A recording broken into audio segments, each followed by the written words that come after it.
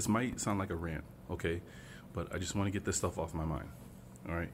Um, I finally found it. I'm gonna have it in the description box, okay? Print it off, because that's what I did. I feel like it's something to keep, so you can always prove this when people want to bring up, that, oh, it's just hearsay. You watch too much YouTube. On the U.S. Department of Defense website is where I finally was able to pull it up. But remember how I told you that when I was in GD class, they made us learn or read the U.S. Soviet Union peace agreement for nuclear weapons, right? There's a section in there, and I'll never forget it, because I remember I stopped and asked the GD teacher, why does this have this in there? And it mentions that between the United States and the Soviet Union, they cannot use weather. Now, weather is mentioned 3 times in this agreement, that weather cannot be used as a weapon, okay? This thing starts off talking about how there was a need to build machines, technology that can control the weather. All right, it's all there. It's loaded. Okay, so I'll have it in the description box. Print it off if you want to. Anytime somebody tries to tell you, oh, you're just making stuff up, or there's no. The U.S. Department of Defense has it on their website. Now, they have to argue against them, not us. Okay, so I finally found it. That I want to put in there. The other thing was, I don't know why I needed to set some time aside for about 2 weeks. I was telling my sister the last time we spoke, I can't get Nimrod off my brain. Not Nimrod, I'm sorry. People confuse him for Nimrod. Gilgamesh. I cannot stop thinking about Gilgamesh. Like, when you go to sleep and you wake up and there's words on your mind, or things are on your mind, or songs stuck in your head, whatever. Gilgamesh has been in my head. So, and I'm like, he's not important. I'm trying to figure out how to free myself. I'm trying to figure out how, to go about freeing myself if there is a way, without having to, I just want to become if there is a possible way, be a free man. I don't want to be connected to any society. I don't want to be a Moor, or be a part of the Moorish Empire of Morocco, things like that. And no offense to anybody that is, okay? I mean, I need your help too if you got great information. But it's just, I want to be me, I just want to be a free person of this earth, right? But that, in the whole Gilgamesh, and then somehow my mind's just getting wrapped around the whole idea of, the Tower of Babel. And I hate to question it, because I like to leave the Bible stuff up to people that study the Bible. Like, Let Us Find the Truth. Like Brother Vincent, October Scorpio, that is. Like Lex Will, 432 The Drop. I like to leave it up to these men, because too many times my imagination will take over and I won't read what is there. So I try to just leave it up to the guys that actually are better at it. Even Arthur Scott, he's been translating all these words from Hebrew. He's found a much better way to translate, these things, a website that's helping him. And he's just telling me these words, and it's just, so, like, names, man. So many names that, like, to the typical, black person that doesn't research, names that we have, they'll say, oh, that's such a ghetto name. Like, the names I gave my sons, like I named Rashad, Jacoby Rashad, right? My sister's like, oh, those are ghetto names. Well, I actually looked them up to see what they stand for and stuff like that, right? And Lakoya, right? Oh, such a ghetto name. Then why did Andrew Jackson name his adopted Creek son Lakoya? How many Creeks, how many Native Americans walk around with a name like that? How many of our people walk around like that? There was a name that Arthur translated that when he said it, first thing that came to my mind, I'm like, oh, somebody would say that was a ghetto name. But it was Hebrew. Straight up.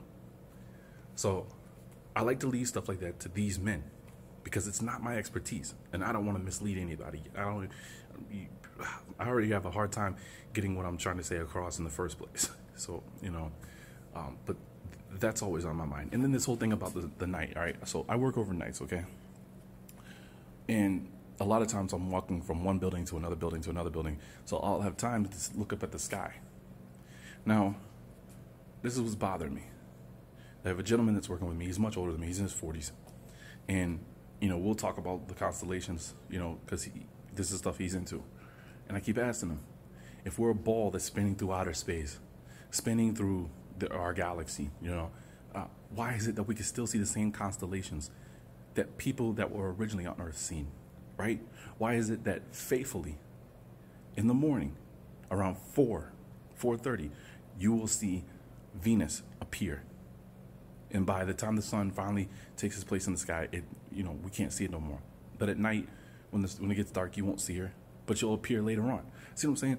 How come it's constantly there? How come all 4 seasons there's always some sort of celestial body that's in the sky?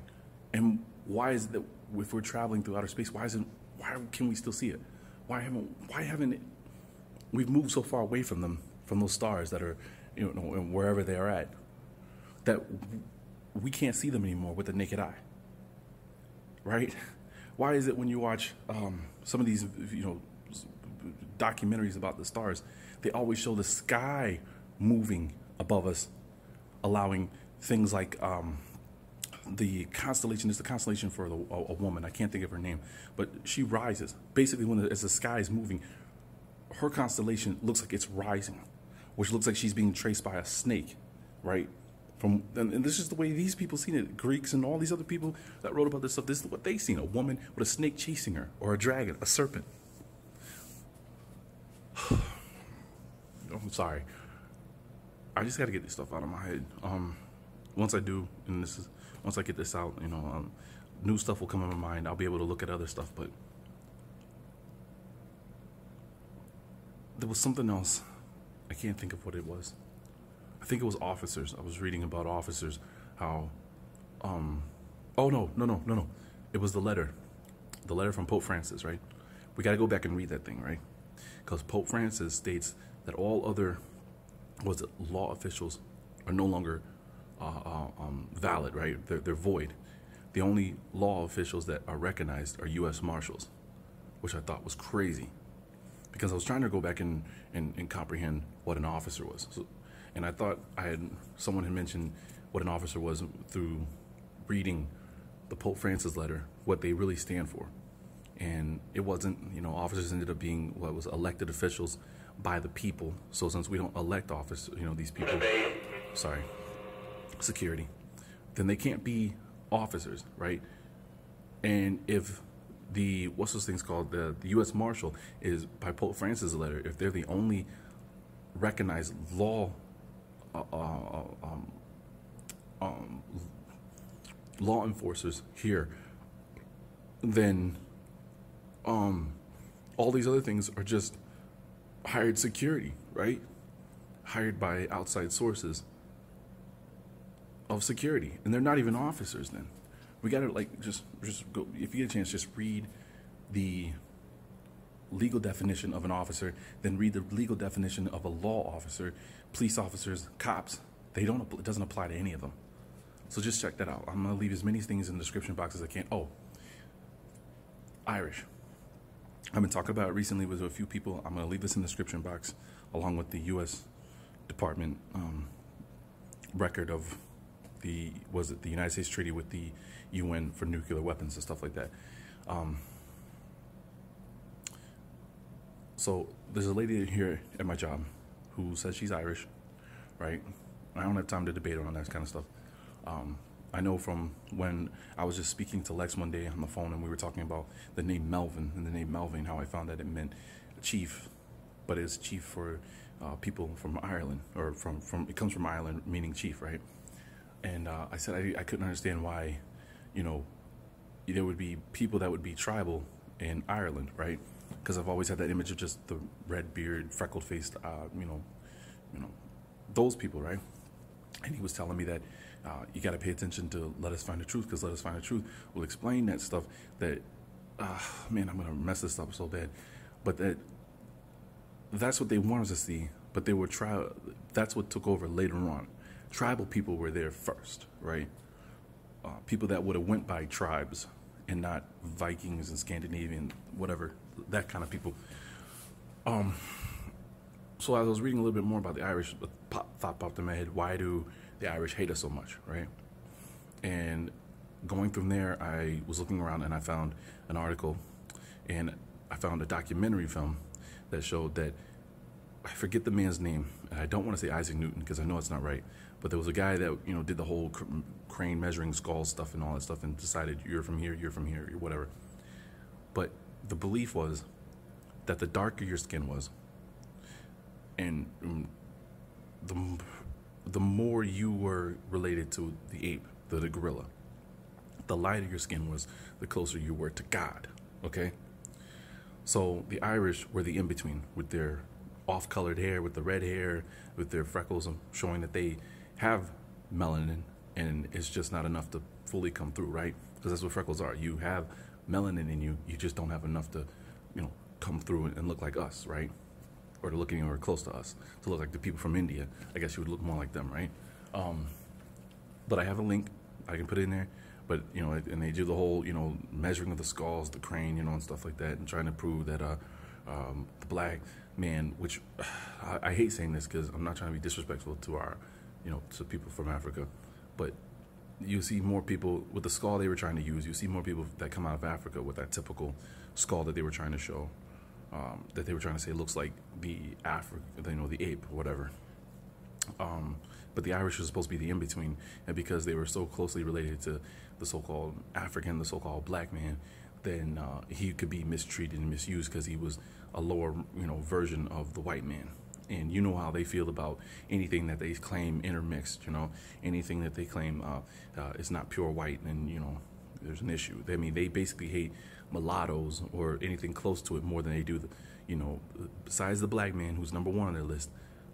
They hate mulattoes more than they hate anybody else. They hate them more than they hate Jews. They hate them because they say that they betrayed their race.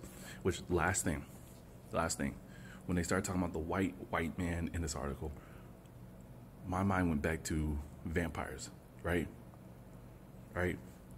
Who has like that milky white skin, or what they call milky white skin, right?